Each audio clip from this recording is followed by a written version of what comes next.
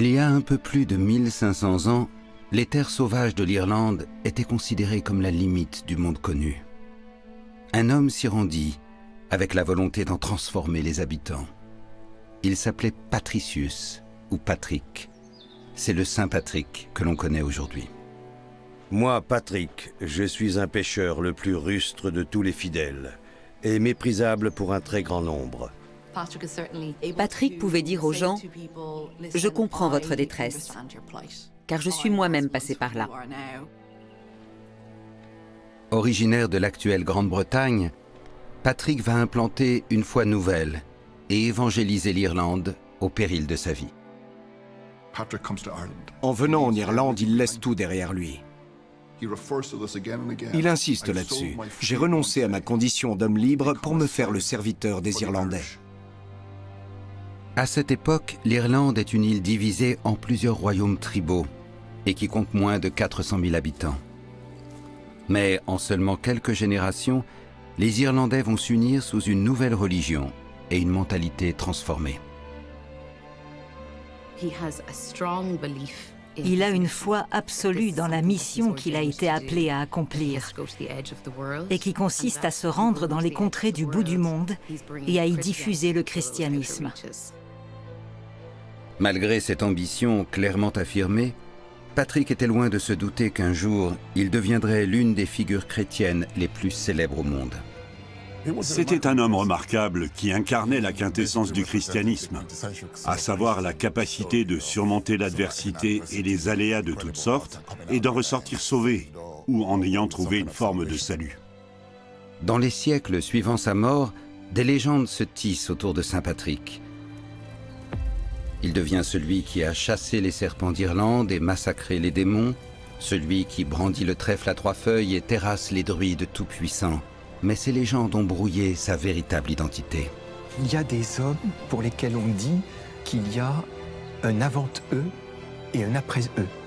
Et je crois que c'est le cas de Saint Patrick.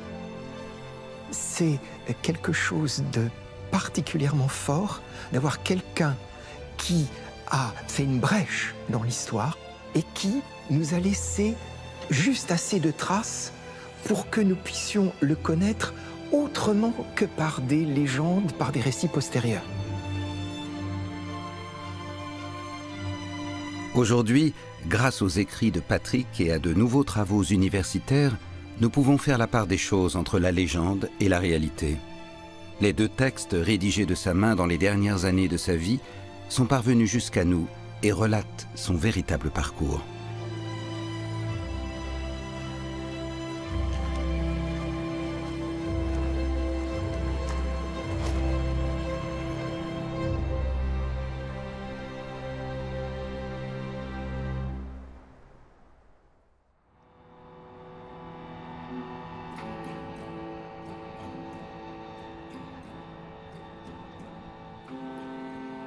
Le premier manuscrit rassemblant les textes de Saint Patrick est conservé au Trinity College de Dublin. À la fois autobiographie et plaidoyer, la Confession de Saint Patrick est l'ouvrage le plus ancien de l'histoire irlandaise.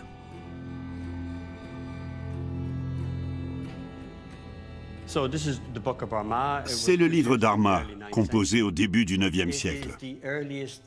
C'est la plus ancienne version existante de la Confession que nous possédons. Elle est ouverte à la feuille 22 au recto. C'est le début de sa confession. Ego Patricius. Moi, Patrick. Ego Patricius Peccator Rustissimus sont les premiers mots à avoir été consignés par écrit en Irlande. Si Saint Patrick est si important et résonne si puissamment à travers les siècles, c'est parce qu'on perçoit son caractère, son émotion, sa piété.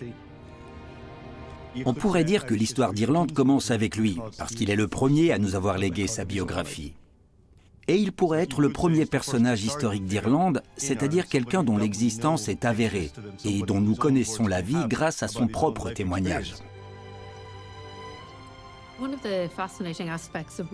Ce qui est fascinant chez lui, c'est qu'il se présente non pas comme un homme parfait, mais comme quelqu'un qui a gravement péché dans sa jeunesse. Il dit qu'il a du mal à garder sa chasteté. Il reconnaît ses défauts. C'est quelqu'un de très déterminé, guidé à la fois par l'anxiété et le sentiment qu'il a été choisi par Dieu. Patrick nous a laissé un deuxième document, datant lui aussi de la fin de sa vie, la lettre à Coroticus, dans laquelle il condamne un chef militaire breton qui a capturé et tué plusieurs de ses convertis. Je ne sais que dire de plus en parlant des défunts fils de Dieu que le glaive a touchés durement, au-delà de toute mesure. Sa lettre à Coroticus laisse entrevoir les dangers auxquels lui et ses convertis sont confrontés. La capture de ses propres convertis est une preuve que le travail d'évangélisation de Patrick a aussi été exposé à de sérieux revers. À la fin de sa vie, Patrick est en proie au doute. A-t-il accompli sa mission ? Que ferais-je, Seigneur? Je suis tout à fait méprisé. Voilà que tes brebis sont mises en pièces et volées autour de moi, et par ces larrons susdits, sur l'ordre de Coroticus, à l'esprit hostile. Patrick a rédigé ses textes vers la fin de sa vie. Je le trouve un peu sur la défensive. Il est sûrement un peu déçu et stressé. Comme quelqu'un qui sent que le travail qu'il a accompli n'a pas été aussi fructueux qu'il l'espérait et risque de partir en fumée. Mais nous savons qu'il n'a pas échoué. L'œuvre qu'il a accomplie marquera les siècles à venir au-delà de ses plus folles attentes.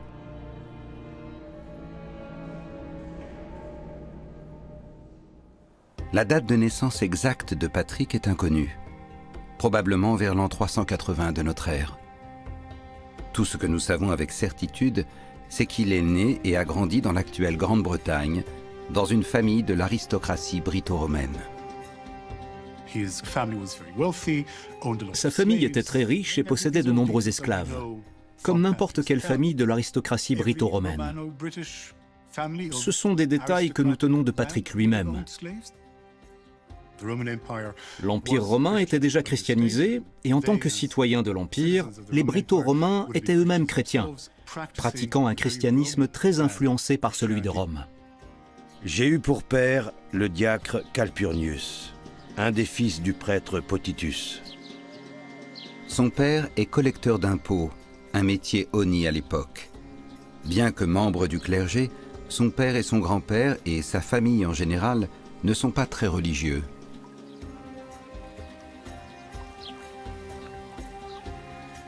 Nous nous étions éloignés de Dieu.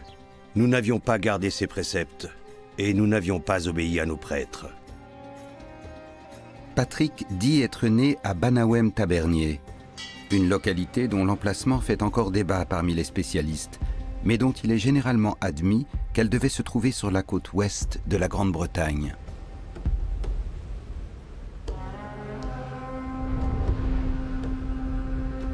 À cette époque, l'actuelle Grande-Bretagne fait partie de l'immense empire romain qui s'étend du mur d'Adrien, dans le nord de l'actuelle Angleterre, jusqu'en Perse. C'est un empire gigantesque, avec une population estimée à 60 millions d'habitants. Ses voies de transport et de communication sont incroyablement sophistiquées. On peut transmettre un message de l'Italie à l'Espagne en 7 jours. Toutes les routes mènent à Rome. Tous les peuples sont aimantés vers Rome. Et lorsqu'ils s'y installent, ils apportent leur langue, leur tradition, leur art, leur poésie, leur technologie.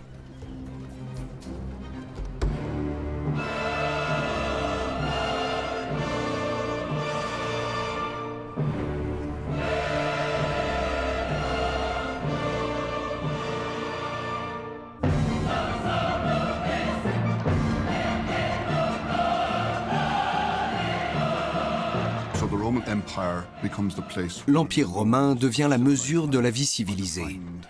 Le creuset où différentes traditions, cultures et nations partagent et échangent des idées. Patrick grandit dans ce monde-là. C'est ce monde-là qui l'a façonné.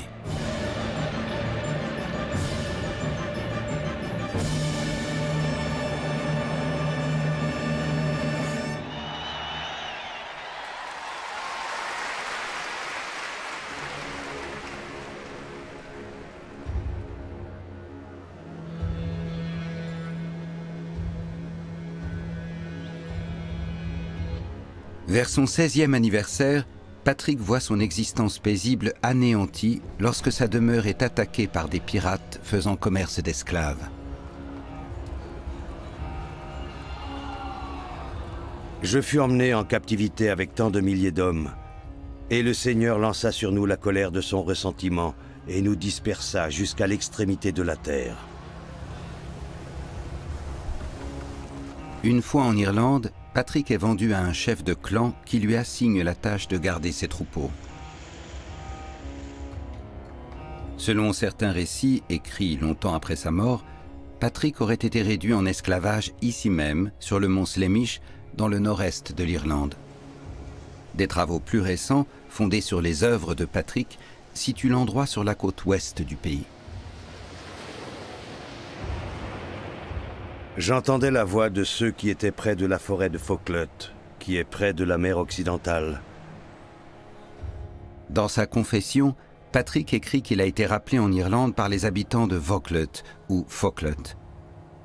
Cet endroit se trouve près de Downpatrick Head, dans le comté de Mayo. Un puits sacré y est dédié à la vénération du saint depuis plus de 1000 ans. Il est enlevé et emmené dans un pays où on parle une autre langue. Il devient un rebut de la société, la propriété d'un autre homme.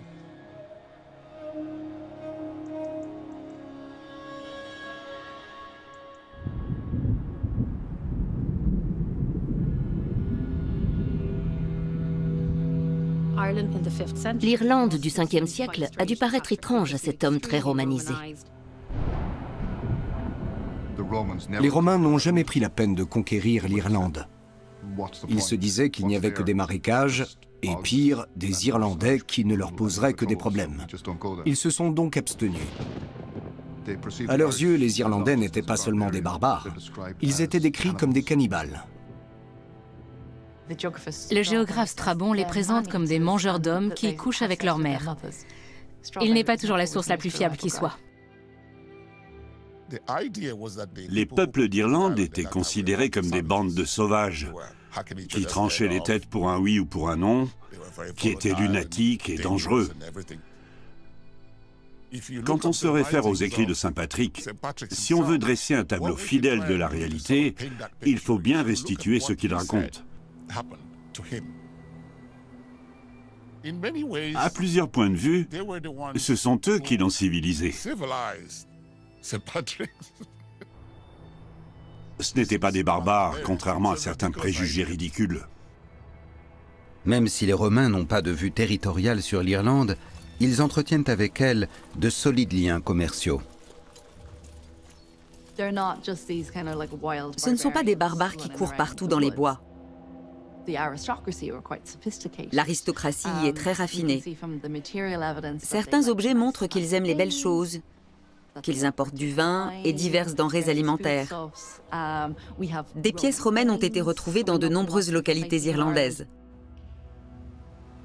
Mais contrairement à l'Empire romain très unifié, l'Irlande est une mosaïque de petites chefferies appelées tuatha. Chaque tuatha se compose d'une famille dirigeante qui vit dans des enclos circulaires.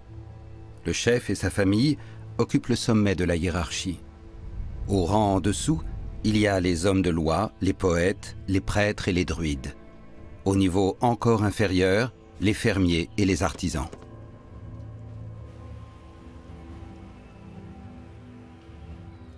Le dernier échelon de cette société, ce sont les esclaves. Et l'échelon le plus bas des esclaves, les esclaves femmes. Elles avaient une vie misérable.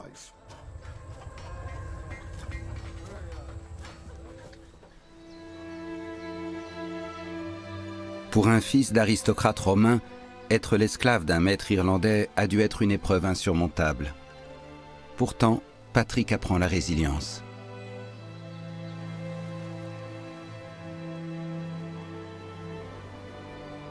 Je demeurais dans les forêts. Je m'éveillais pour prier, par la neige, par la gelée, par la pluie, et je ne ressentais aucun mal. Parce qu'alors l'esprit brûlait en moi.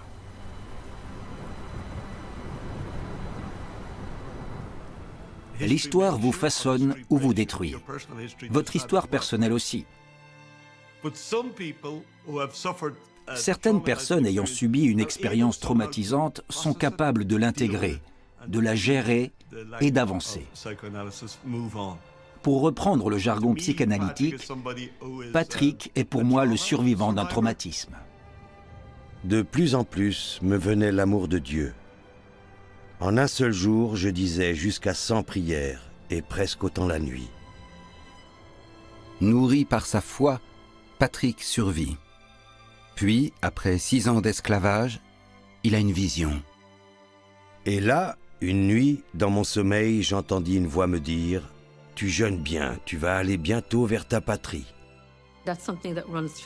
C'est le fil rouge de tous ses écrits. Il entend la voix de Dieu, il l'entend dans ses rêves. Guidé par sa vision, Patrick s'enfuit et traverse l'île jusqu'à la côte orientale, à plus de 300 km. Là, il finit par convaincre un groupe de marchands païens de l'emmener sur leur bateau.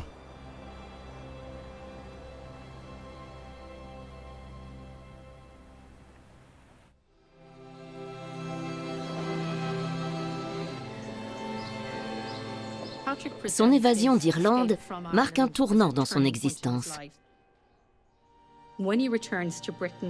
Lorsqu'il rentre en Grande-Bretagne, dans sa famille, il décide de se consacrer entièrement à Dieu.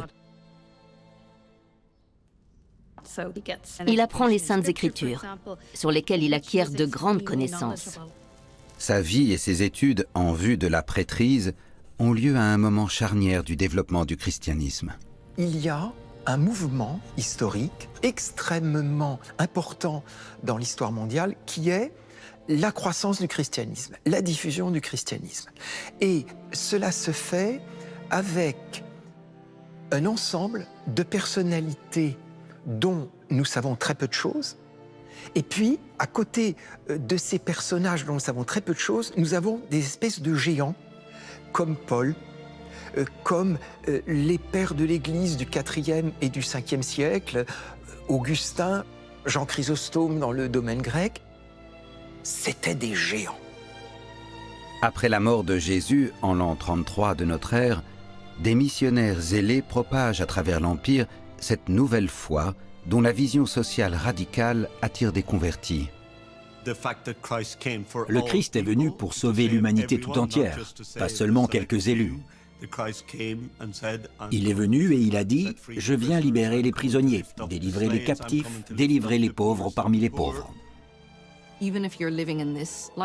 Même si dans cette vie vous êtes un esclave opprimé, vous serez récompensé dans la prochaine.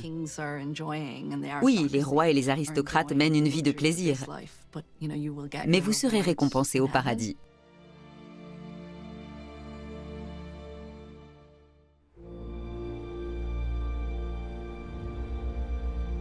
Lors de ses études, Patrick est inspiré par les missionnaires qui l'ont précédé.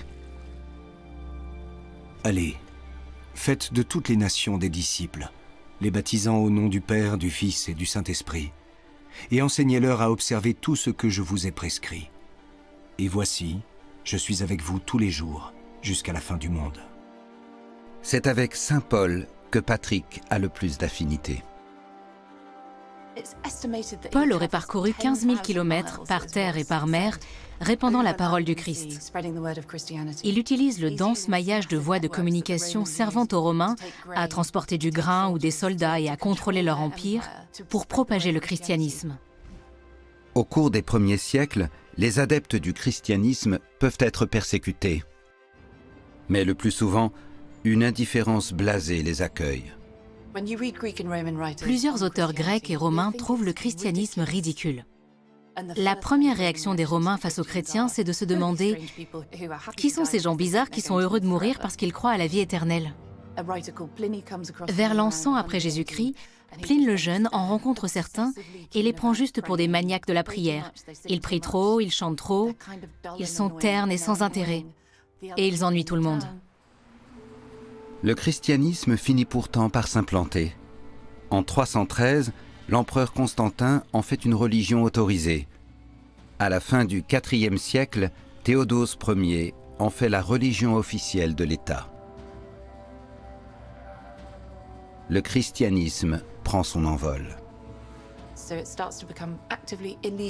Les anciens cultes de Rome, pratiqués depuis plus de 1000 ans, deviennent hors la loi. En cette période de transformation, plusieurs temples païens sont transformés en églises. Les anciennes divinités sont requalifiées en démons. En certains lieux, des groupes de zélotes chrétiens dégradent les vestiges païens qu'ils jugent incompatibles avec leur nouvelle foi. On pille les temples. On mutile les statues. On leur coupe les tétons, on tranche leurs organes génitaux, on fracasse les statues sous prétexte d'exterminer les démons, lesquels étaient censés rôder près des lieux de culte païens, prêts à vous infliger les pires horreurs.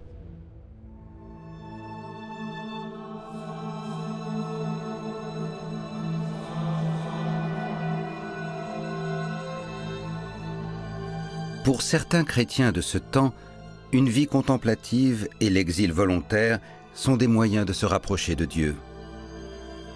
Le jeune Patrick est influencé par les pères du désert, qui au IIIe et IVe siècle, s'inspirant des retraites de Jésus et de Jean-Baptiste décrites dans les évangiles, ont fondé des ermitages dans des régions reculées du Proche-Orient et de l'Afrique du Nord.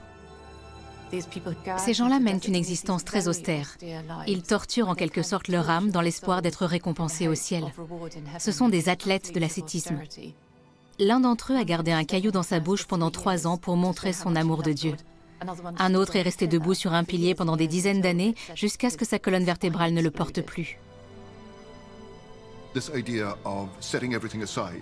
Cette idée de tout abandonner, de rompre avec une existence familière et confortable, avec sa patrie, sa famille. Ce renoncement est un concept très monacal, que Patrick incarne par son mode de vie. Durant ses études en vue de la prêtrise, Patrick est également sensible à l'essor du monachisme dans la Gaule voisine, un monachisme fortement influencé par saint Martin de Tours. Quand on regarde son entrée dans le dictionnaire des saints catholiques, on lit que saint Martin s'en donnait à cœur joie quand il s'agissait de détruire des temples païens. On pouvait être un bon chrétien et démolir un sanctuaire païen à coups de marteau.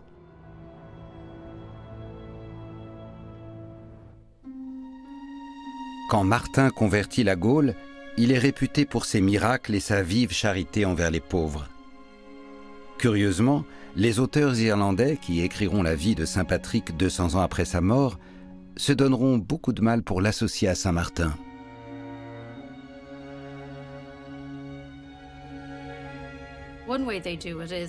Patrick ne nomme jamais sa mère dans ses écrits. Alors ses biographes décident de l'appeler Conquessa et prétendent que c'était la sœur de Martin de Tours.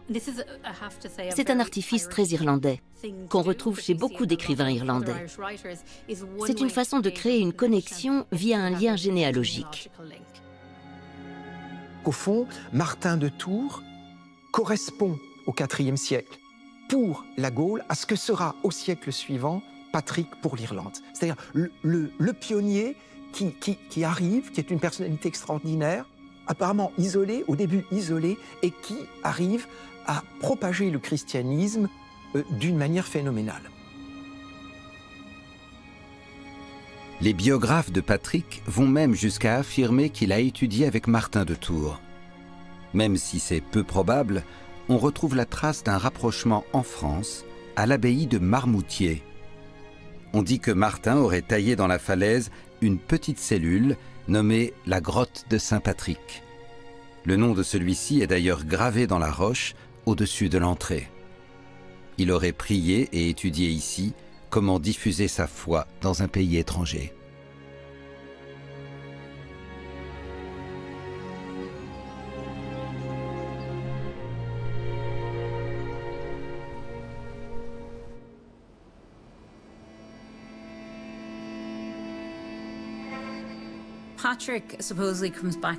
Patrick serait revenu en Irlande en qualité d'évêque en 432 Il arrive à Strangford Lough, dans le nord du pays.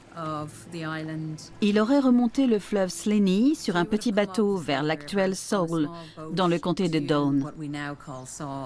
Là, il sympathise avec le chef local, un certain Dihu, qui lui donne une grange.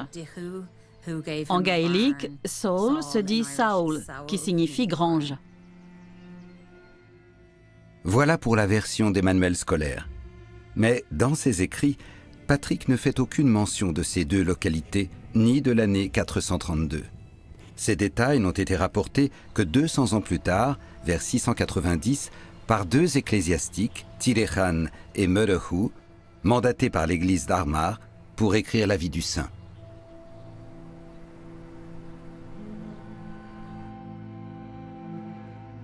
Vous trouverez tout ce qui lui est arrivé dans ce récit sans fioriture de sa vie. Y sont rapportés les plus récents de ses miracles, accomplis dans la 5e année du règne de Lyra, fils de Nil. Les deux hagiographies apparentent explicitement Patrick à la dynastie des Ynil, qui a régné dans le nord et les terres du centre de l'Irlande au 7e et 8e siècle. En tant que bienfaiteur de l'église d'Armagh, il tenait à en faire l'église prééminente en Irlande. Le christianisme se répand de plus en plus, et ils veulent s'assurer que son fondateur en Irlande soit identifié avec celui d'Armagh.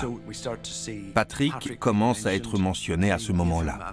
Ils l'ont transformé en ajoutant une foule de détails absents de ses écrits autobiographiques pour servir leurs intérêts. Il ne faut pas oublier que ces textes ont été écrits pour différentes raisons, et l'une d'elles était de divertir. Patrick est ainsi présenté comme un super-héros auquel s'identifier.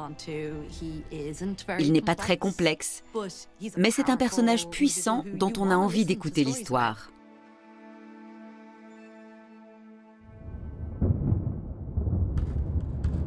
Il y avait dans ces contrées un grand roi, féroce et païen. Un empereur des barbares qui résidait dans sa citadelle à Tara et qui s'appelait Lyra. Il était entouré de sages et de druides, de devins, de magiciens et d'inventeurs de mains sortilèges qui, selon la coutume du paganisme et de l'idolâtrie, étaient capables de prévoir les choses avant qu'elles n'arrivent. Des flambeaux étaient allumés à travers tout le pays pour guider les gens jusqu'à la fête de Tara, qui avait lieu autour de Pâques. Dans le monde pré-chrétien, c'était aux druides qu'il revenait de les allumer.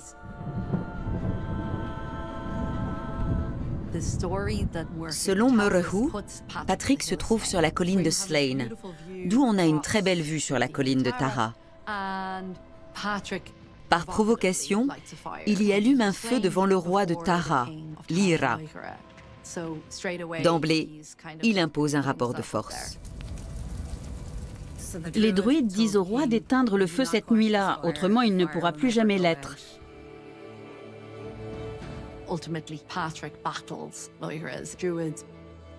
Finalement, Patrick affronte les druides.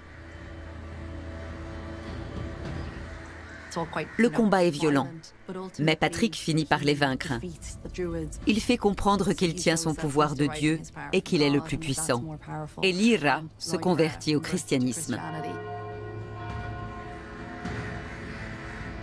Un récit postérieur rapporte que Patrick a converti toute la province de Munster en venant au rocher de Cashel convaincre le roi Angus de se faire baptiser.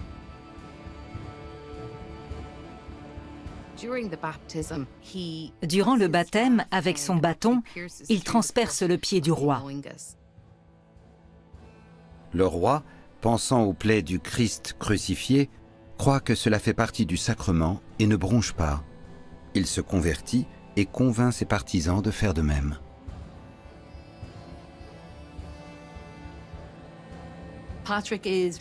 Patrick est aussitôt mis sur un pied d'égalité avec les hommes les plus puissants d'Irlande. Il leur est même supérieur. Toutes les traditions qui entourent le personnage de Patrick créent pour les Irlandais un récit très clair qui explique les origines de leur conversion, qui aide de façon simple à comprendre un processus complexe, mais qui place aussi très haut l'Église d'Irlande, au-dessus du pouvoir séculier.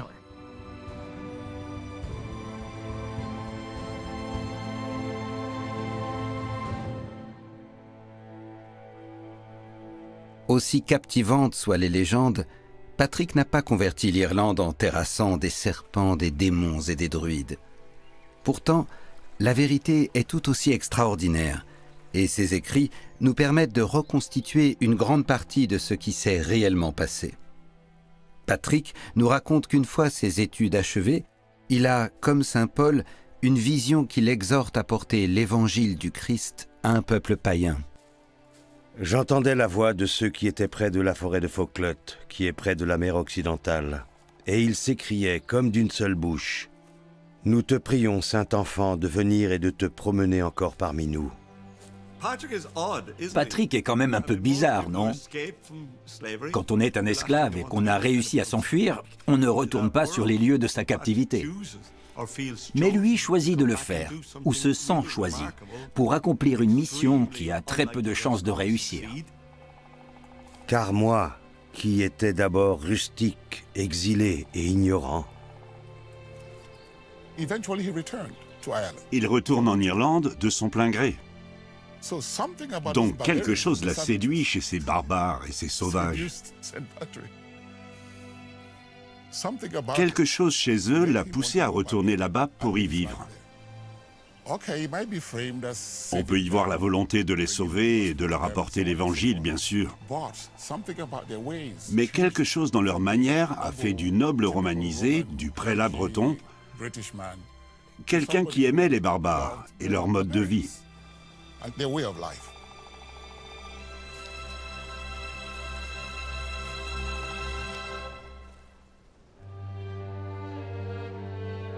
On ignore le lieu exact où Patrick est arrivé en Irlande, mais on peut le chercher parmi les multiples endroits encore associés à son nom aujourd'hui. En Irlande, on dit que chaque arpent de pierre a un nom, et beaucoup dans les environs de Downpatrick sont nommés d'après Patrick. Le nord de l'Irlande, de Croagh Patrick jusqu'à Strangford, semble correspondre à la région où il a accompli la majeure partie de sa mission. Dans l'imaginaire et la cartographie du Moyen-Âge, l'Irlande est à la limite du monde connu. Et c'est là que saint Patrick entame sa mission, aux confins de la terre. Patrick s'est cru à la fin des temps. Il a cru que plus il prêcherait, plus il s'enfoncerait dans les dernières terres du monde connu. Plus il convertirait de païens, plus l'arrivée du Christ approcherait. L'Irlande est au bout de la terre. Personne ne vit au-delà. Ce que Paul a commencé, Patrick va le terminer. Et aucun lieu n'est plus reculé que la montagne sacrée associée depuis longtemps au saint, Croagh Patrick. Et Patrick se rendit sur la montagne de l'Aigle pour y jeûner durant 40 jours et 40 nuits, suivant l'exemple de Moïse, d'Élie et du Christ.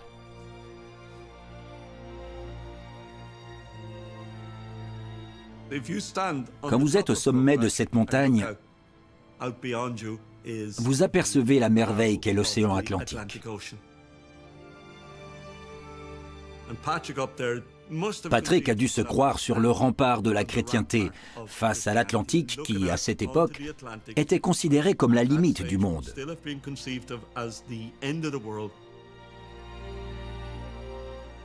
Là-bas, c'était le chaos. C'était la glaise à partir de laquelle Dieu, dans sa munificence, avait créé la terre et la civilisation humaine. Je pense que là-haut, Patrick a dû éprouver un sentiment fait de puissance et de plénitude.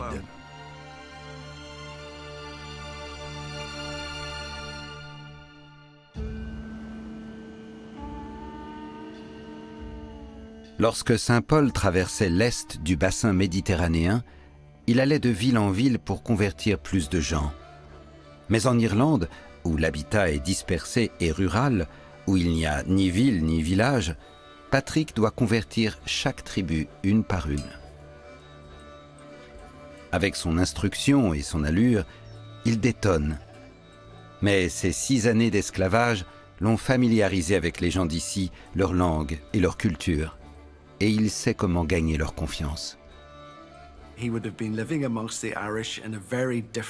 Il vivait parmi les Irlandais dans des endroits aux antipodes de sa villa romaine. Il logeait dans des fermes isolées. Il devait souvent dormir à la belle étoile. C'était une existence très rude.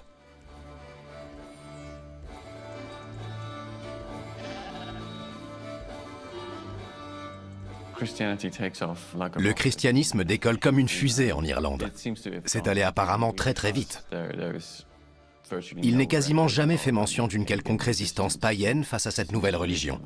L'Irlande se christianise très tôt, c'est tout. Le christianisme n'a pas été imposé par une armée conquérante. Il est arrivé dans le sillage d'un seul individu. Il y en a eu d'autres, oui.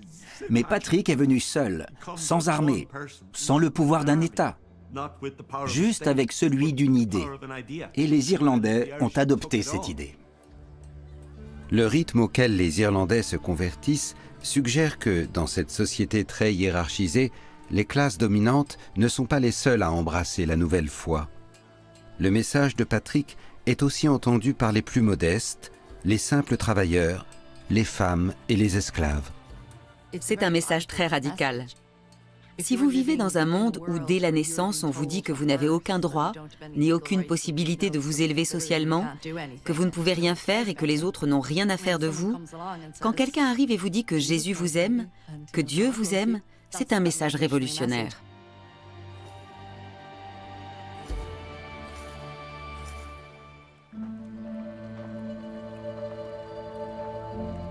Le message de Patrick trouve un écho auprès du plus grand nombre. Mais ces pérégrinations n'ont rien d'une sinécure. Et partout où j'allais pour vous au milieu des dangers, pour baptiser et ordonner des clercs ou confirmer les gens. Ce que fait Patrick pour mener à bien sa mission est soit héroïque, soit téméraire. Ce qu'il entreprend est périlleux. Dans le monde où il vit, vous êtes un étranger à 5 km de chez vous. Personne ne sait qui vous êtes, et vous êtes de fait en territoire dangereux. Patrick n'est pas stupide. Il sait que dans le christianisme, les martyrs sont innombrables. Il raconte que sa vie a été menacée à 12 reprises et qu'il s'attendait à être mis à mort. Il le dit explicitement. Ils me saisirent avec mes compagnons, et ce jour-là, ils avaient très grand désir de me tuer. Ils ravirent tout ce qu'ils trouvèrent avec nous et me chargèrent de fer. Comme c'était un ancien esclave, il avait peur d'être repris. Patrick raconte qu'il avait été fait prisonnier et que ses disciples ont dû le tirer d'affaire. Il se dit prêt à donner sa vie pour convertir les Irlandais. Et si j'en étais digne, je suis prêt à donner même ma vie, sans hésiter, et très volontiers pour son nom. S'il veut réussir, Patrick sait qu'il doit nouer des alliances avec les chefs de tribus locaux et autres dirigeants. Il est allé voir chaque roi de chaque royaume et a demandé, disons, la permission de prêcher, de convertir, d'ordonner et de baptiser au sein de ce royaume. Il cible les élites. C'est grâce à elles qu'il obtient du pouvoir et de l'influence. Il ne pourra pas réussir sans leur soutien. Et il est très fier des membres qui se convertissent. Les jeunes générations sont les plus réceptives à ces idées nouvelles. C'est pourquoi, en Irlande, ils sont devenus récemment le peuple du Seigneur. Les fils et les filles des rois, on les voit être des moines et des vierges du Christ. Il s'intéresse aux femmes de toutes les conditions sociales. Il se vante de convertir aussi bien des femmes esclaves que des femmes issues des classes supérieures, des filles de rois. Une fois qu'il a converti tout un Tuatha, Patrick poursuit son chemin, souvent accompagné par des membres du clan local qui le guident jusqu'au prochain petit royaume. On est un peu dans un scénario de guerre des gangs. Il a besoin d'hommes pour le protéger. En général, ce sont des fils de rois et d'aristocrates. Il se déplace avec eux en guise de garde du corps.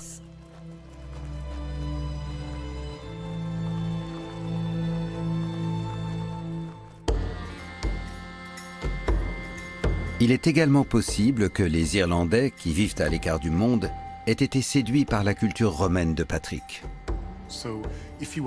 Quand on est un aristocrate irlandais, si on ne veut pas être en reste et qu'on veut ressembler à un aristocrate brito-romain,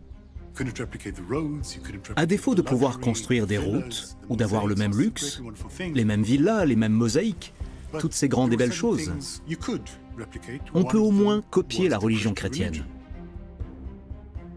Le succès de Patrick n'est pas dû aux élites locales, ni à l'attrait du christianisme. Il est dû au prestige de l'Empire romain. Qu'elles aient été attirées par la foi chrétienne ou qu'elles aient vu dans le christianisme un moyen d'accéder à la richesse et au savoir du monde romain, les familles régnantes irlandaises semblent adopter pleinement la nouvelle foi. Durant cette période de l'histoire irlandaise, une tendance se dessine. Les élites et l'Église marchent main dans la main. Ce sont elles qui ont le pouvoir et qui en tirent avantage.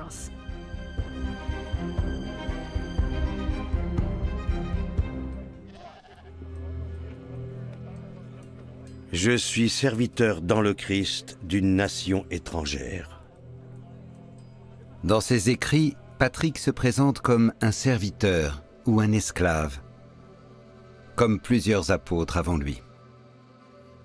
Cette lettre vous est adressée par Paul, serviteur de Jésus-Christ, choisi pour proclamer l'évangile de Dieu.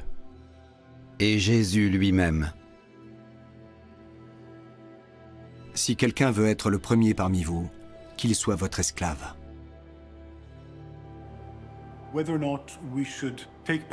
Faut-il prendre Patrick au pied de la lettre quand il dit être esclave? On peut se poser la question. Certains iraient jusqu'à dire que presque toutes ces allusions à sa servitude sont des métaphores. Nous devons accepter que le texte puisse avoir deux grilles de lecture, décrivant à la fois une réalité et une parabole. Tout comme l'interprétation de la Bible est souvent à la fois littérale et allégorique. Les deux ne sont pas forcément contradictoires.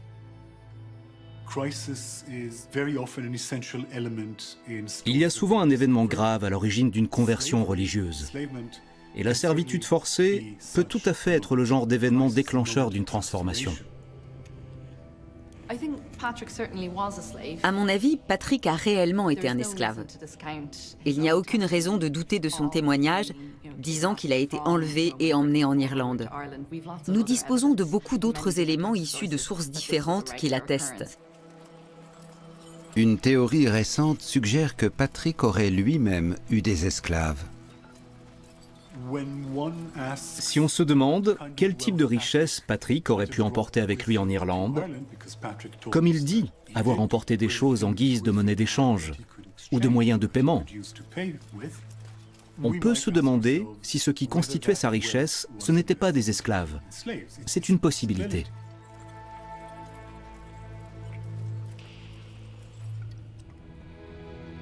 Patrick se retrouve sur la sellette lorsque son église en Grande-Bretagne l'accuse d'aller en Irlande sans sa permission et dans l'unique but de s'enrichir.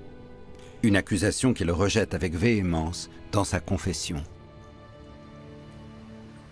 Quand j'ai baptisé tant de milliers d'hommes, ai-je attendu de quelqu'un d'entre eux même la moitié d'un scrupulum? Et quand certains jetaient sur l'autel leurs ornements, je les leur rendais, je leur ai donné gratuitement.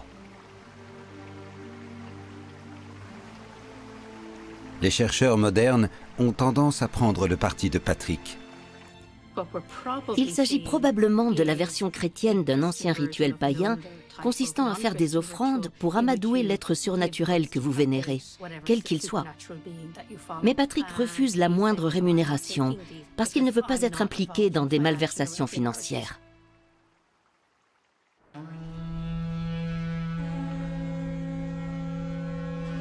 Le christianisme a rasé de nombreux vestiges des croyances païennes des Irlandais. Mais à travers le pays, des dolmens, des tumulus et des cercles de pierre construits par leurs ancêtres portent encore l'empreinte de leurs anciennes pratiques rituelles. Des spirales gravées dans la roche, des formes circulaires sur le sol, des fontaines sacrées peut-être considérées comme des portes vers un autre monde. Les traces de croyances subsistent, mais elles ne sont plus comprises. Armagh ou Ardvacha en gaélique. L'église d'Armagh affirme que Patrick a construit sa première église ici même en 445. Juste à la sortie de la ville du même nom se trouve l'un des sites les plus importants de l'Irlande ancienne, Awamvacha.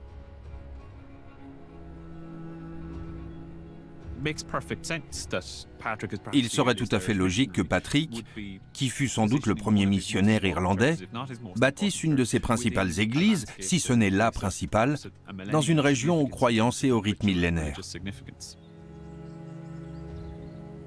Awamvacha doit son nom à Macha, déesse de la terre, de la royauté et de la fécondité. Des fouilles récentes suggèrent que cet ancien site royal était également utilisé pour des rites païens.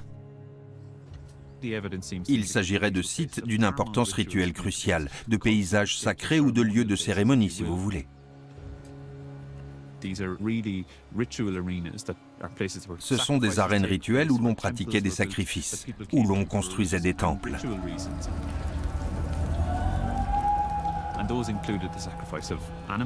Les gens venaient pour accomplir des rites religieux comme les sacrifices d'animaux, voire les sacrifices humains ou les offrandes d'objets précieux. Les découvertes indiquent que pour les Irlandais pré-chrétiens, le ciel et la terre étaient entrelacés. L'usage récurrent de cette figure géométrique en forme de 8 pourrait indiquer qu'elle avait une signification cosmologique. Par exemple, un cercle représente le royaume des hommes et l'autre, le royaume divin ou surnaturel.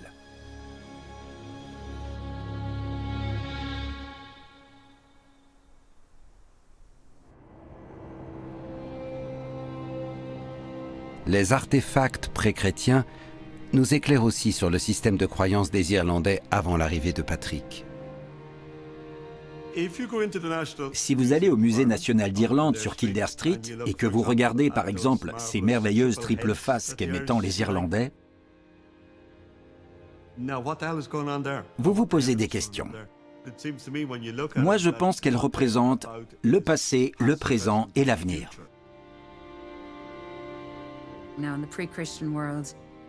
Dans le monde pré-chrétien, le chiffre 3 était sacré. La triple déesse, la déesse de la vie nouvelle, de la renaissance. Le trèfle à 3 feuilles, considéré comme un attribut de Saint Patrick, a servi à expliquer le mystère de la Trinité.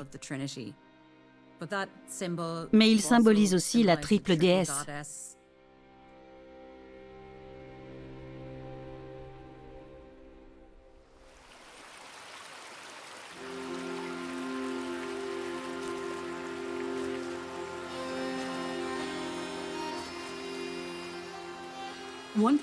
Ce qui semble plus certain, c'est l'importance des sources et des fontaines sacrées.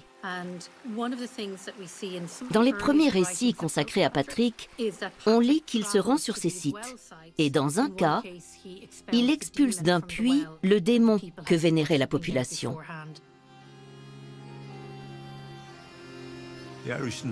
Les Irlandais aiment l'eau. William Butler Yeats a dit « Ce n'est pas du sang, mais de l'eau qui coule dans les veines d'Irlande. » L'Irlande a des affinités avec cet élément. Le baptême, l'eau, la renaissance, ça collait parfaitement à la spiritualité irlandaise. Les puits étaient vénérés en Irlande avant l'arrivée de Patrick, et lui et d'autres saints ont christianisé tout cela. L'Irlande compte encore une multitude de puits et de sources sacrées, certains antérieurs à l'avènement du christianisme. Comme beaucoup de sites païens, ils ont été assimilés par la tradition chrétienne. Le pape Grégoire le Grand a donné ce conseil. Si un site est important pour les païens, christianisez-le. C'est l'une des raisons qui explique le succès du christianisme. Sa capacité à récupérer les croyances et les pratiques déjà en place. Au lieu de rendre un culte à l'esprit local ou à un être surnaturel, vous vénérez un saint ou vous adorez Dieu.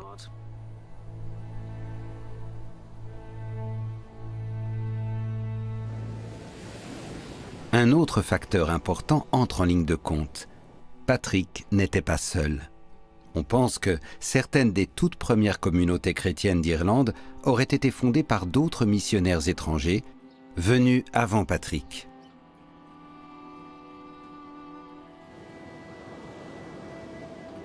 Le premier d'entre eux fut Palladius, qui venait vraisemblablement de Gaule.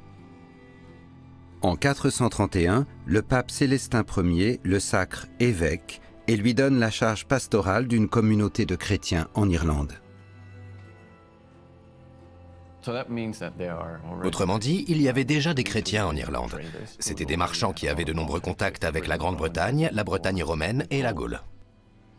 Selon certains historiens, une grande partie du mérite attribué à Patrick devrait en fait revenir à Palladius. Au 7e siècle, les hagiographies de Patrick effacent Palladius de l'histoire et récupèrent ses principaux attributs, l'association avec Rome, la mission donnée par le pape, le statut de premier évêque chrétien d'Irlande, pour les placer sous le nom de Saint Patrick, le missionnaire breton. Et le résultat, c'est le mythe de Saint Patrick que nous connaissons tous. Si la politique de l'Église avait été différente, on fêterait la Saint Palladius au lieu de la Saint Patrick.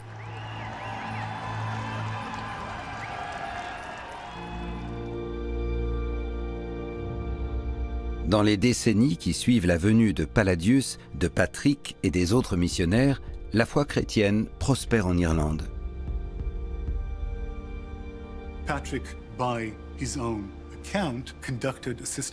De son propre aveu, Patrick conduisait une mission systématique, dans le sens où il essayait de fonder une église en ordonnant des prêtres, en sacrant des évêques subordonnés, en instruisant des gens qui poursuivraient sa mission. Son but était de faire grandir cette église. Beaucoup des premières communautés et des premiers monastères chrétiens sont situés dans des lieux difficiles d'accès à l'extrémité occidentale du pays. Patrick est profondément influencé par les idées monastiques. L'abnégation qu'il cultive tout au long de sa vie, le renoncement à sa famille, à sa patrie, à son confort matériel, revêt un caractère d'exemplarité.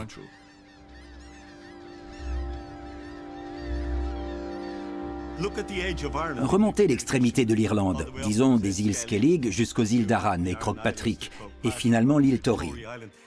De minuscules chapelets de rochers qui émergent de l'océan Atlantique, houleux et tempétueux, comme si les Irlandais étaient les gardiens de la flamme chrétienne aux confins du monde connu. Et qu'y avait-il après? Le vide, le néant, le chaos. Ils menaient une vie très rude. Ils s'infligeaient des châtiments corporels. Ils torturaient leur corps pour l'amour de Dieu. Vivre dans ces contrées reculées relevait du sacrifice. On ne voyait presque personne. On n'avait presque rien à manger. Quand vous vous éloignez de votre foyer et des gens que vous aimez, vous vous rapprochez de Dieu. Paradoxalement, avoir tourné le dos à leurs semblables et vivre dans la solitude a conféré à ces moines une grande autorité sur la société. La sainteté coûte cher. Pour vivre reclus, les moines avaient besoin de ressources, et beaucoup de monastères possédaient de vastes terres. Ces propriétés permettaient aux moines de subvenir à leurs besoins.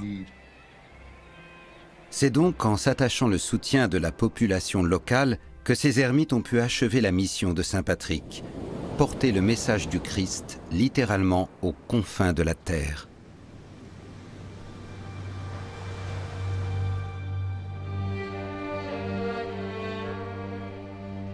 Au 5e siècle, l'Irlande ne compte pas plus de 400 000 habitants. Et même s'ils ne se convertissent pas tous au christianisme, la société se transforme. De grands monastères s'implantent aux 4 coins du pays pour y propager la foi, favoriser l'éducation, diffuser la richesse. Beaucoup de ces monastères étaient intégrés dans la société et prodiguaient des soins pastoraux. Ils se rapprochaient des églises paroissiales que l'on connaît aujourd'hui.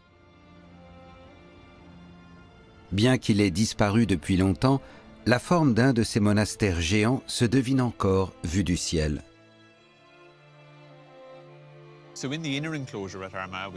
Sur le site d'Armagh, l'enceinte intérieure abrite la cathédrale actuelle, où se trouvait probablement la cathédrale médiévale du temps de Saint Patrick. Son accès était réservé aux hauts dignitaires ecclésiastiques ou laïcs, aux prêtres et aux autres ecclésiastiques de très haut rang. L'enceinte extérieure a été préservée dans la disposition des rues. Elle accueillait la population laïque. D'après les textes, les prostituées, les criminels et les assassins étaient autorisés à circuler dans l'enceinte extérieure, mais pas au-delà, dans le sanctuaire du monastère. Les premiers monastères d'Irlande cumulent des fonctions religieuses, commerciales et d'interaction sociale et vont exercer une profonde influence sur la société. Et surtout, ils vont devenir des bastions de la connaissance à mesure que les moines s'approprient le pouvoir de l'écriture et de la littérature.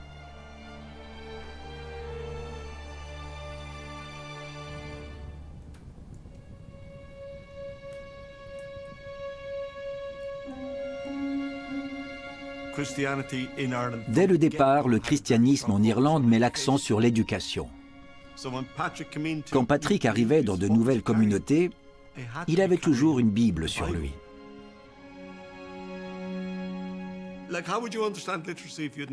Comment comprendre ce qu'était lire et écrire si vous n'aviez jamais vu de livre?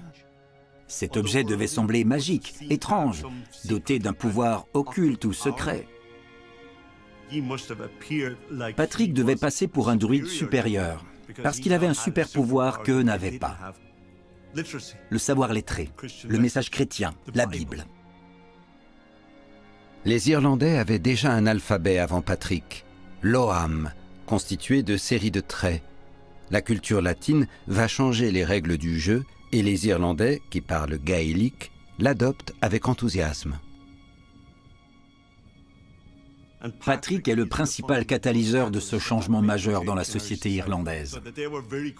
Les Irlandais ont très vite adopté et maîtrisé l'apprentissage de la lecture et de l'écriture. L'instruction a permis de superposer une culture commune à une société politiquement décentralisée.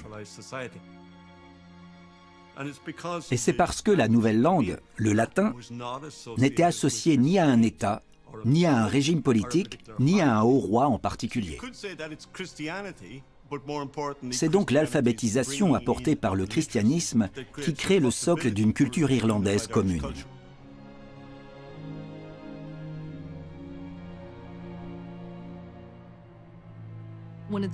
Une chose très intéressante se produit alors. Les gens commencent à innover dans les deux langues, le latin et le vieil irlandais. Et ils deviennent très doués pour absorber le savoir d'autres régions, le synthétiser et développer leur créativité. Dans les monastères, avant l'invention de l'imprimerie, tous les livres sont écrits à la main. En recopiant des manuscrits, des milliers de moines irlandais s'imprègnent de la connaissance des Saintes Écritures, mais aussi de l'éducation classique, de la sagesse et de la science.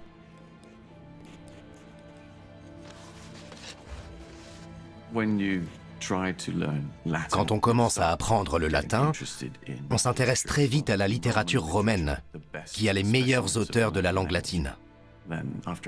Au bout d'un moment, on a envie de lire Virgile, puis Ovide. C'est une passerelle vers cette culture classique.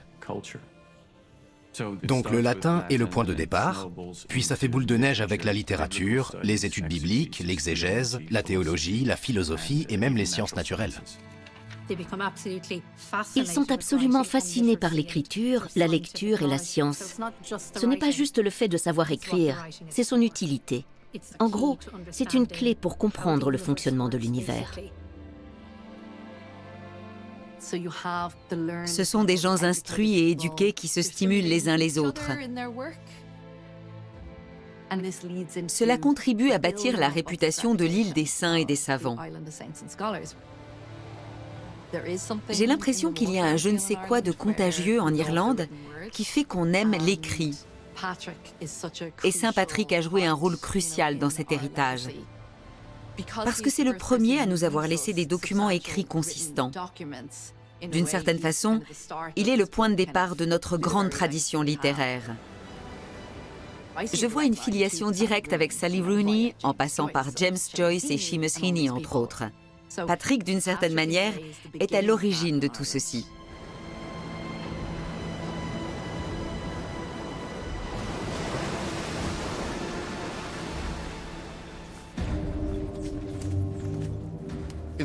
Au cours du 5e siècle, l'Empire romain s'effondre. En l'an 410, pour la première fois depuis 800 ans, Rome est mise à sac par des barbares, les Wisigoths. Peu après, elle retire ses légions de Grande-Bretagne, car elle n'a plus les moyens de les y maintenir. En général, on situe la fin de l'Empire romain à l'année 476. Mais en gros, durant tout le 5e siècle, on assiste au lent déclin du pouvoir central.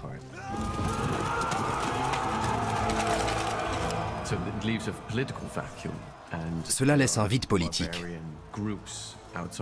Et divers peuples barbares commencent à s'engouffrer dans la brèche. Ces peuples, en tout cas, sont des peuples qui sont extérieurs à l'Empire romain, qui viennent de l'Est, qui viennent de l'au-delà du Danube et de l'eau du Rhin, avec des héritages politiques et culturels complètement différents. Il y a les Francs, les Alamans, les Vandales, les Wisigoths, les Alains, tous ces différents peuples. Et ce sont eux désormais qui détiennent le pouvoir politique et militaire. Et il y a aussi ce qui se produit à chaque fois qu'une société s'effondre, il y a une perte des transmissions. C'est-à-dire qu'on ne forme plus les gens comme avant en matière d'artisanat, en matière de technique ou en matière de culture lettrée, en matière de littérature, en matière de langue, en matière de philosophie, en matière de sciences. Donc là, il y a eu un moment difficile pour l'Europe qui est un moment de transition.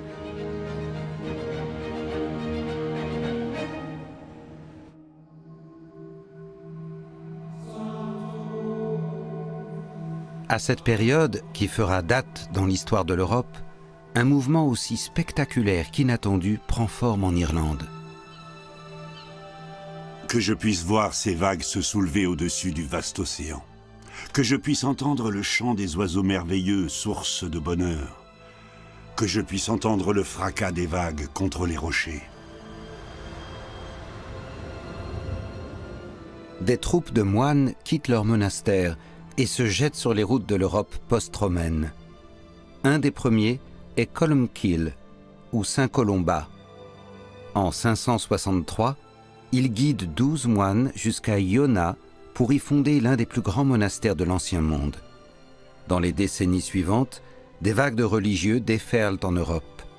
Comme Patrick, ils se définissent comme des pérégrins, des exilés en quête de Dieu. Le premier sens du mot latin peregrinus est étranger, mais dans un contexte irlandais, il désigne autre chose, un déraciné en quête de Dieu. L'exil, dans la loi irlandaise, est en général une forme de châtiment. Il vous condamne à être en insécurité, loin de votre communauté. Les Irlandais, qui présentent des tendances à l'ascétisme pratiquées dans le christianisme, acceptent ce châtiment comme une épreuve pour se montrer dignes. Le pire exil est de quitter l'Irlande.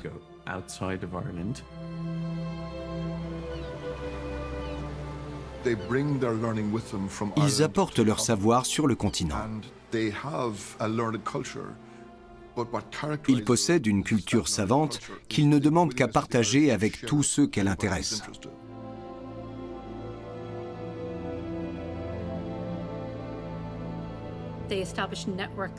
Ils établissent des réseaux d'églises sur le continent que visiteront les Irlandais pendant plusieurs siècles. Ils ont à cœur de faire partie de cette civilisation multiethnique qui existe dans l'Europe du Haut Moyen Âge, avec des gens d'origine germanique, anglaise, irlandaise, italienne, espagnole. Ils se dispersent dans toute l'Europe à une vitesse stupéfiante, vu la difficulté de voyager à cette époque. Ils traversent une Europe fracturée, troublée, qui a perdu son idée de l'unité.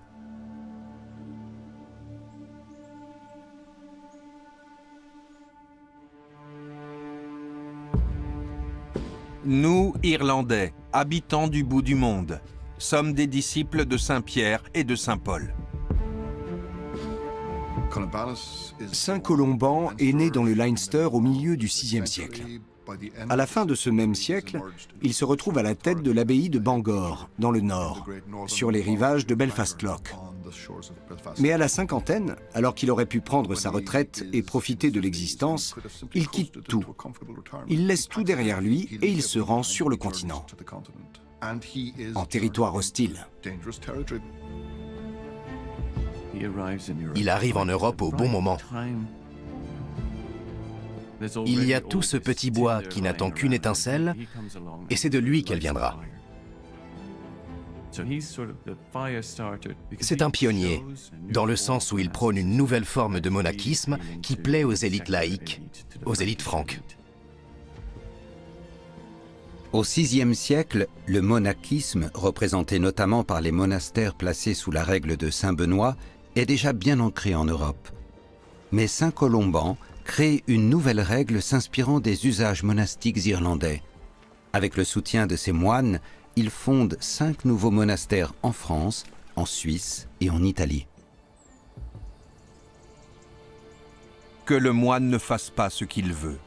Il n'ira chercher son lit qu'épuisé de fatigue. Il faut qu'il s'endorme en s'y rendant, qu'il en sorte avant d'avoir achevé son sommeil.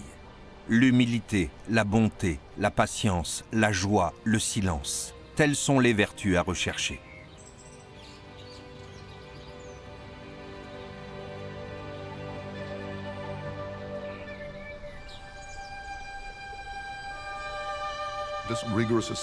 Cet ascétisme rigoureux, ce tout ou rien, lui permet de tenir tête aux riches et aux puissants. Saint Patrick a renoncé au confort et aux biens matériels, et ses disciples doivent faire de même.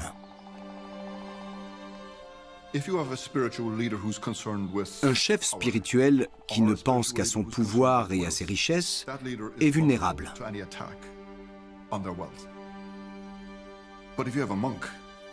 Mais un moine qui épouse la règle monastique est intouchable.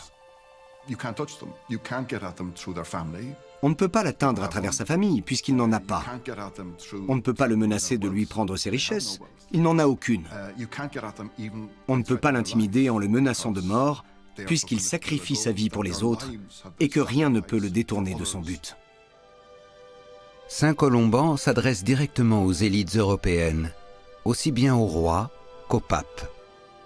Il écrit au pape en ces termes « Vous êtes l'évêque de toute l'Europe, totius Europae ». Dans l'Europe post-romaine, morcelée en plusieurs États et royaumes, les paroles de Saint Colomban sont prophétiques. Il a été le premier à utiliser l'expression « toute l'Europe », en faisant allusion à l'Empire post-romain. Le premier. C'est une évolution importante. Et il dit « Nous sommes tous des membres d'un seul corps, que l'on soit franc ou breton ou irlandais ou de quelque autre nation. » C'est l'une des premières expressions, sous la plume d'un nom romain, d'une identité qui transcende les divisions nationales. Robert Schuman, l'un des fondateurs de l'Union européenne, décrit Colomban comme le saint patron de ceux qui cherchent à construire une Europe unifiée. Après la mort de Colomban en 615, ses compagnons et les innombrables moines irlandais qui les ont suivis vont fonder plus d'une centaine de monastères à travers l'Europe, autour desquels apparaîtront plusieurs de nos grandes villes actuelles. Les Irlandais venus sur le continent écrivent des traités sur l'astrologie, sur la mesure du temps. Ils tentent de comprendre le monde dans lequel ils vivent en rédigeant des traités de géographie. Ils composent des poèmes, écrivent des histoires, et tout ça montre qu'ils sont encore animés par l'idée, prêchée par saint Patrick, que leur message et leur mission sont universels. Pourquoi les Irlandais étaient-ils tellement confiants? Parce que dans la Bible, Jésus dit « Prêchez l'Évangile jusqu'aux confins de la terre ». C'est une chose que les Irlandais pouvaient parfaitement concevoir, habitant eux-mêmes l'extrémité du monde connu. Voilà que nous sommes témoins que l'Évangile a été prêché jusqu'au pays au-delà duquel il n'y a personne. De nombreuses villes rayonnent autour des grands centres religieux et éducatifs construits en Europe par les Irlandais.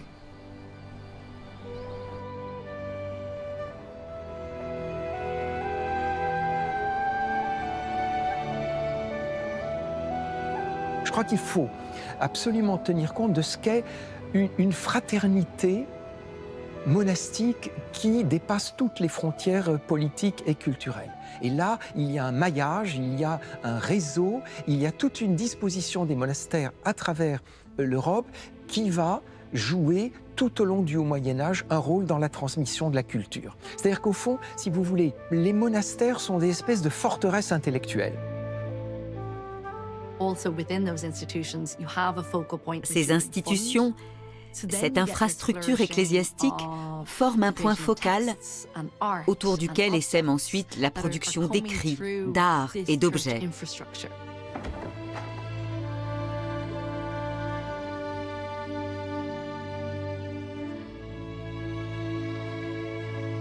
L'une de ces forteresses intellectuelles est l'abbaye de Saint-Gall, fondée il y a 1300 ans sur le site d'un ermitage bâti par Gall, un proche disciple de Colomban.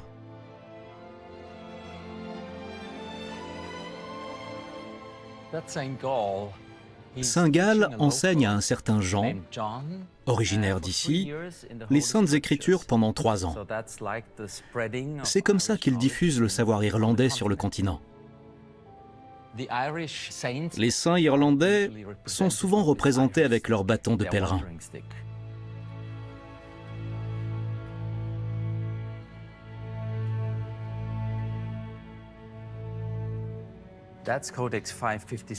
C'est le Codex 553. Il contient une transcription exhaustive de la vie de saint Colomban, ainsi qu'une page avec la généalogie de saint Patrick. Il est très intéressant que les moines de Saint-Gall, très loin d'Irlande, se soient penchés sur l'histoire familiale de Patrick et qu'ils l'aient consignée dans un livre.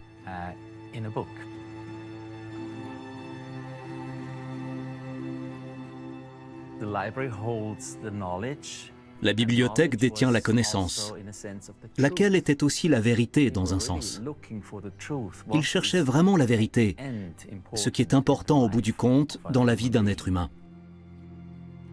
Les moines de Saint-Gall ont conservé et recopié de nombreux manuscrits, provenant parfois de très loin, des textes sacrés du christianisme, mais aussi des ouvrages de sciences classiques, de philosophie et de littérature. Durant cette période, l'écriture s'apparente à une sorte de prière. Les copistes étaient extrêmement minutieux et faisaient rarement des erreurs. Ils vénéraient ce qu'ils écrivaient.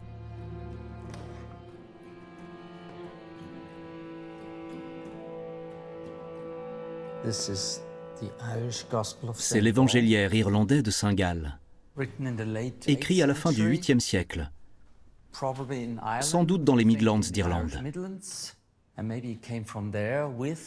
On suppose qu'il a été apporté par Marcus, un évêque d'Irlande, vers 860. C'est l'un des plus beaux livres irlandais.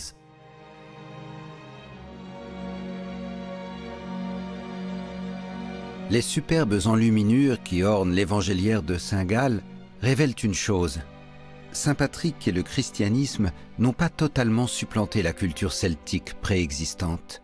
Au contraire, l'usage de ces motifs élégants et complexes montre que la civilisation qui a prospéré en Irlande pendant des milliers d'années a été conservée et adaptée par les premiers chrétiens irlandais. Elle continue de s'épanouir à travers leur art, leur culture et leurs pensées.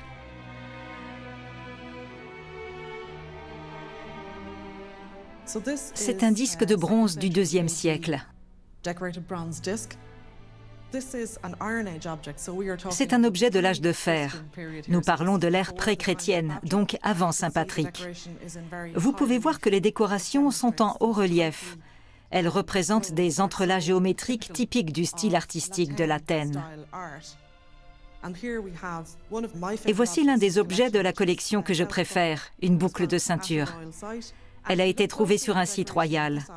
Si vous regardez de près, on a le même répertoire décoratif. Il y a donc une correspondance entre cet objet du 7e ou 8e siècle et cet objet du 2e siècle. Il y a une formidable continuité dans les motifs. Les mêmes motifs païens se retrouvent sur les calices, les croix et d'autres objets liturgiques, comme la châsse de Saint Patrick renfermant une cloche censée lui avoir appartenu. On peut voir ces panneaux en filigrane sur le devant du reliquaire, avec des entrelacs très complexes. On en voit l'expression la plus subtile sur la broche de Tara, qui a ce magnifique filigrane. Toutes ces décorations sont aussi présentes dans les manuscrits enluminés. En jardinage, on parle de vigueur hybride pour désigner le gain de performance apporté par l'hybridation. Les artistes le font très bien. Ils prennent du vieux pour y injecter des idées nouvelles. Mais ces idées nouvelles sont intégrées dans un cadre de référence et de compréhension qui existe déjà.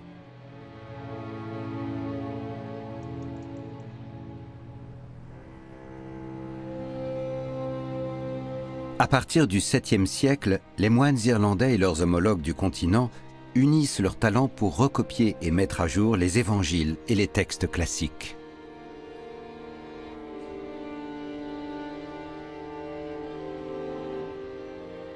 Bon nombre d'écrits classiques ont été sauvés grâce au scriptorium des monastères et grâce aux moines qui recopiaient les manuscrits. Non seulement le savoir était préservé, mais il commençait à se teindre de religion.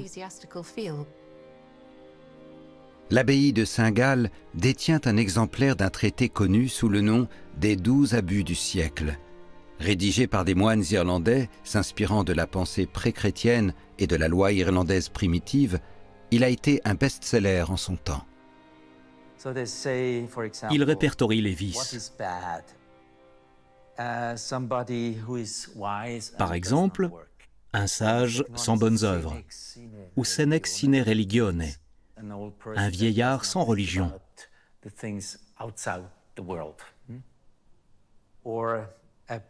Il y a aussi l'adolescent désobéissant, un riche qui ne fait pas l'aumône, une société sans loi.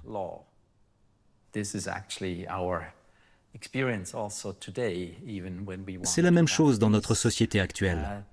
Même si on veut la paix, il faut se respecter les uns les autres.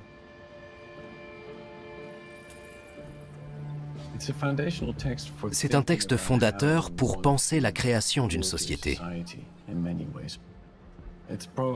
C'est sans doute le texte irlandais le plus influent du Moyen-Âge. Ceux qui apportent l'illumination viennent de l'extérieur de l'ancien empire romain, du plus loin possible, de ses extrêmes limites. Les moines irlandais sont tellement sûrs d'eux qu'ils contestent l'avis de l'Église de Rome sur des points cruciaux comme la mesure du temps et le calcul de la date de Pâques.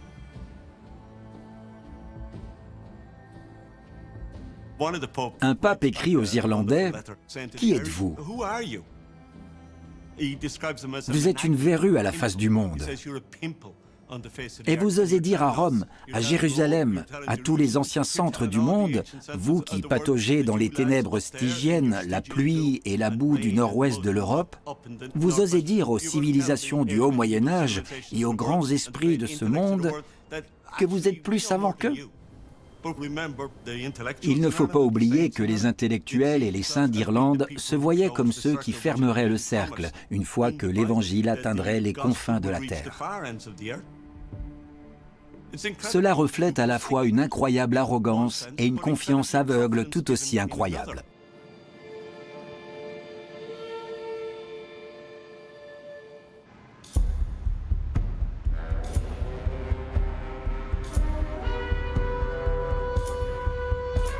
L'essor du christianisme connaît son apogée en l'an 800, lorsque Charlemagne est couronné empereur de cet immense royaume qui couvre une grande partie de l'Europe centrale et occidentale.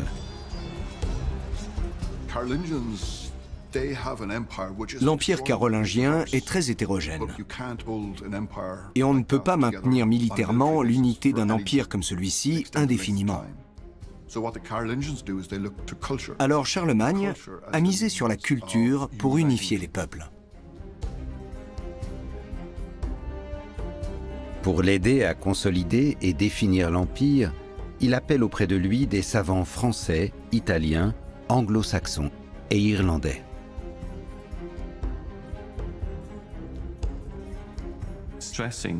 C'était important d'avoir des érudits irlandais à sa cour, parce que l'Irlande étant aux confins du monde connu, il confirmait ainsi son immense ascendant en tant qu'empereur. C'est là où le soleil se couche, et si vous arrivez à faire jaillir la lumière de là-bas, c'est très fort. Grâce au soutien de Charlemagne, ces érudits font naître un foisonnement intellectuel dont le rayonnement perdurera pendant les siècles qui suivront.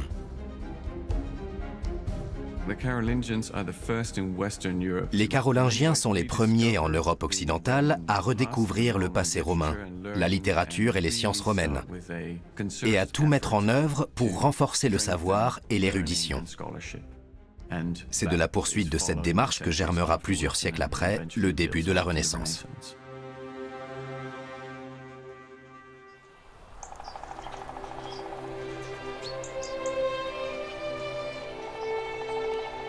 Quand Patrick prend la décision de retourner en Irlande, il est loin d'imaginer l'impact qu'elle aura sur le monde.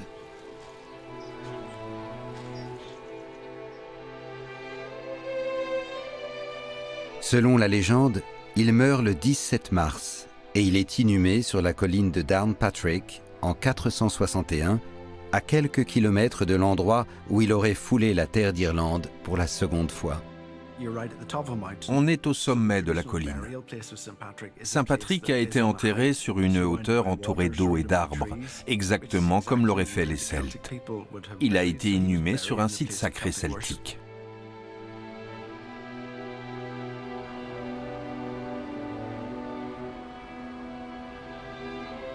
Dans les siècles qui suivent, la renommée de Saint Patrick ne cesse de grandir. Et même les violents soubresauts qui secourront l'Irlande au cœur du millénaire à venir ne parviendront pas à le faire tomber de son piédestal.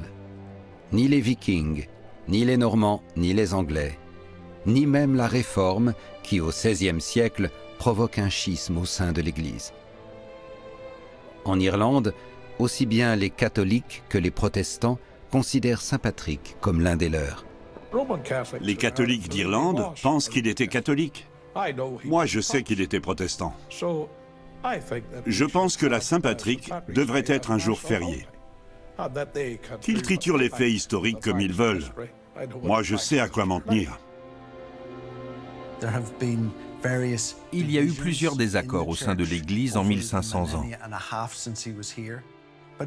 Mais si on remonte à la source, Patrick est la pierre originelle sur laquelle repose la fondation du christianisme en Irlande.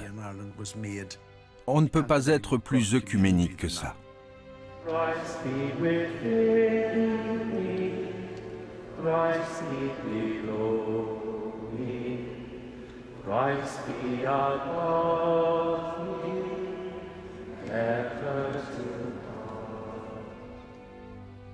Au Au fil du temps, Patrick, né en Grande-Bretagne, est devenu plus irlandais que les Irlandais et une figure de la culture populaire. He was caught by the nine hostages used the tree leaves on the shamrock. He stuck his stick right into man's foot and he thought it was part of the ceremony. Saint Patrick est resté vivant grâce à la tradition orale. Et celle-ci doit beaucoup au travail de compilation des légendes effectué par les écoliers irlandais, sous la supervision de la commission du folklore. Cette collection comprend plus de 5000 entrées au nom de Saint Patrick. Et le Patrick qui émerge de ces textes est le bâtisseur d'églises, la source des puits sacrés, le thaumaturge, le tueur de méchants géants. Aujourd'hui, l'héritage de Saint Patrick rayonne dans le monde entier. Le noble brito-romain devenu esclave dans l'ouest de l'Irlande est désormais l'une des figures chrétiennes les plus connues dans le monde et un prétexte pour voir le monde en vert une fois par an.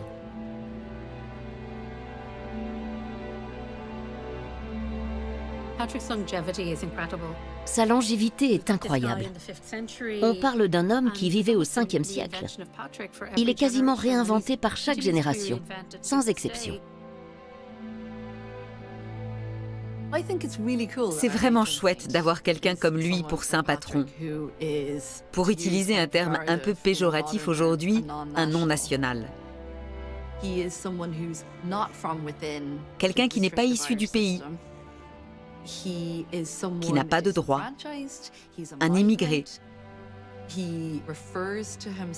Il se dit irlandais même s'il n'est pas né dans ce pays. Avec son parcours, il symbolise tous ceux qui sont exclus de la société.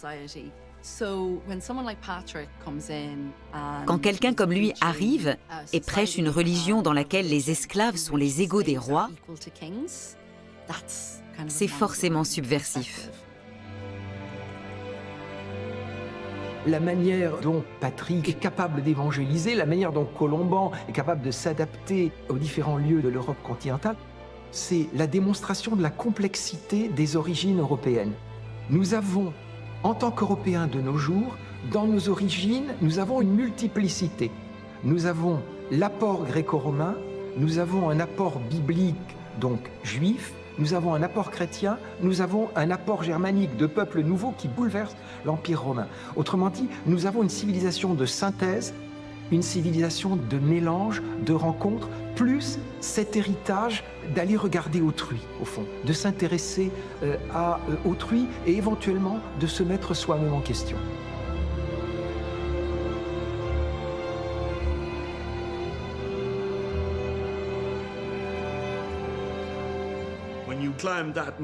Quand on gravit cette montagne et qu'on se tient à l'endroit où Saint Patrick s'est tenu il y a de cela plusieurs siècles, on ressent une profonde connexion.